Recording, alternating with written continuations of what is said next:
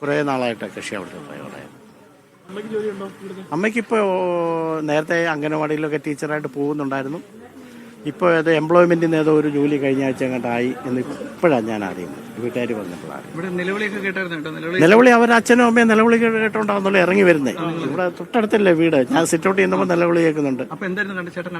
ഞാൻ കണ്ടതെന്ന് പറഞ്ഞാൽ ഇവർ കിടന്ന് നിലവിളിച്ചുകൊണ്ട് ഈ അച്ചായൻ ഈ കൈയുടെ ഈ ഭാഗത്തെ ബ്ലഡ്, അച്ചായൻ ഷട്ടറൊന്നും ഇട്ടിട്ടില്ല, വീട്ടിൽ ഇരിക്കുന്ന സമയല്ലേ, ദേഹത്ത് മൊത്തം ബ്ലഡായിട്ട് അച്ചാനും ഓടി വരുന്നു, ഈ അമ്മാമ്മയും ഓടി വരുന്നുണ്ട്. അയ്യോ എൻ്റെ മോനാന്നേ കിടക്കുന്നതെന്ന് പറഞ്ഞാൽ അവർ പറയുമ്പോഴാണ് അവിടെ പെട്ടെന്ന് നോക്കുന്നത്. അപ്പോൾ പയ്യൻ കിടക്കുകയാണ് റോഡിൽ, ഈ മൈതിൻ്റെ അങ്ങേയറ്റത്ത് മൂളി. ആരാണ് പയ്യൻ രക്ഷപ്പെടാൻ വേണ്ടി ആരായാലും അങ്ങനെയല്ലേ ചെയ്യുന്നത്. ഫെബിന്റെ വീട്ടിൽ അച്ഛനും അമ്മയും പയ്യനും മാത്രമേ ഉള്ളൂ. ഒരു സഹോദരി ഉണ്ട്, സഹോദരി ഇപ്പം ഇല്ല. അവർ കോഴിക്കോട്ട് ഫെഡറൽ ബാങ്കിൽ വർക്ക് ചെയ്യാണ്. അവരിപ്പോൾ ഇല്ല, അവിടെ താമസം. അവർ 4 പേരേ ഉള്ളൂ.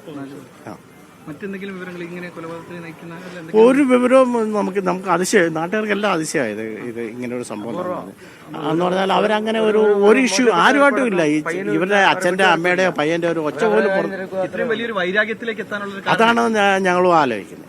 എന്താ ഈ ഒരു വൈരാഗ്യത്തിലോട്ട് എത്താൻ വേണ്ടി? അവന്റെ പൊളിറ്റിക്സ് ഇല്ല, അവന്റെ ലഹരി ഉപയോഗിക്കത്തില്ല, അവൻ ജോലി ചെയ്യുന്നു, പഠിക്കുന്നു. ഇപ്പോൾ ഒരു ബുള്ളറ്റൊക്കെ ഒരു 5-6 മാസം മുൻപ് എടുത്തിരുന്നു. അപ്പോൾ വീട്ടുകാരായിട്ട് സംസാരിക്കുമ്പോൾ പറയുന്നതൊക്കെ അതിൻ്റെ ബാധ്യതയൊക്കെ തീർക്കണം എന്നൊക്കെ പറഞ്ഞ് അങ്ങനെ ജീവിച്ചു പോകുന്നവരാ.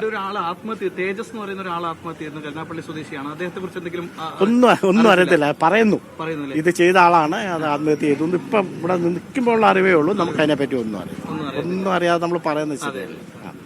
അത്രയാണ്. എന്തോ ഇല്ലല്ല, കണ്ടില്ലല്ലോ. കാർ ഇവിടെ വന്നില്ലല്ലോ. കാറ് ദൂരെങ്ങാണ്ട് നിർത്തിയിരുന്നെന്നാ പറയുന്നത്. കാറൊന്നും ഇവിടെ വന്നില്ല, നടന്ന ആൾക്കാർ വരുന്നു. അന്ന് പറയുന്നു, നമുക്കറിയത്തില്ലോ എന്ന് പറയുന്നേ ഉള്ളൂ. നമുക്കൊന്നും ഒന്നും കണ്ടില്ലല്ലോ. കാണാൻ നമ്മൾ എന്താ പറയുന്നത്. എൻ്റെ പേര് രാമചന്ദ്രൻ നായർ.